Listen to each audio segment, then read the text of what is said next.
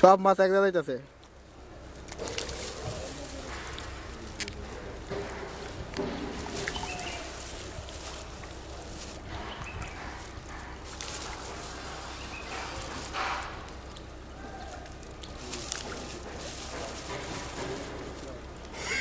তোরা नदी दिक में फैलाओ।